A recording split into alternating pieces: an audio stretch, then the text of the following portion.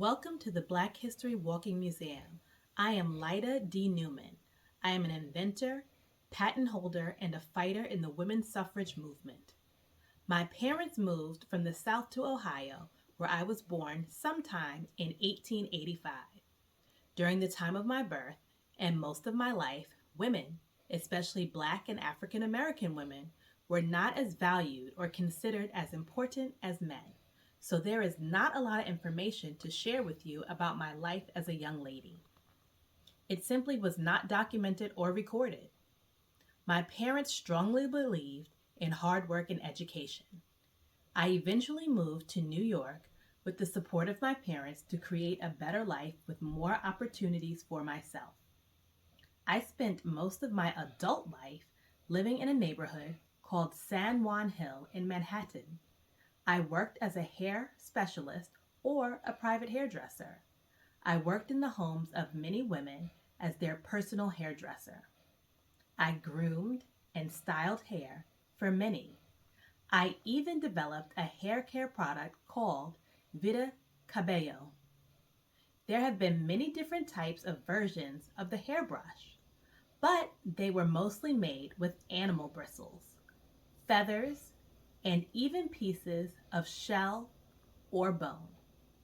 It was not a good tool for African American or Black hair, so I improved it. I received a patent for my improved hairbrush on November 15th, 1898. My design included synthetic bristles, which are strong and easy to clean. It was simple and durable in construction, and very effective when in use. The bristle holder could be removed and cleaned from the back.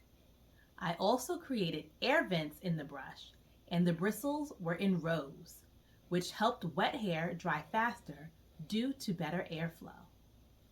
This is very similar to the brushes you may use today, as there has not been much difference in what I created.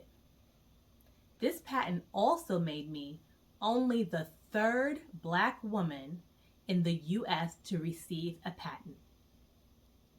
In addition to being a patent holder, I am very passionate about the rights of women.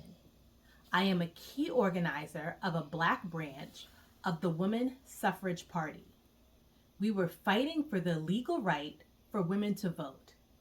I would canvass or go from house to house, knocking on doors to educate neighborhoods on what we could all do to make a change. I would also hold street meetings doing the same. I even worked with notable white women in the suffrage movement, demonstrating my impressive networking, team building, and communication skills. In August 1915, I opened the Suffrage Center for Negroes, where I worked tirelessly fighting for the right to vote every single day until Election Day. Finally, in 1917, 2 years later, women's suffrage was achieved.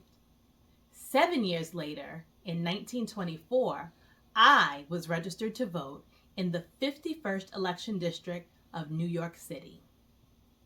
It has been my pleasure visiting you today. I will be visiting your classrooms and walking the halls. Remember, that is your opportunity to receive a red Gatogram to be entered in a chance to win your classroom a special prize.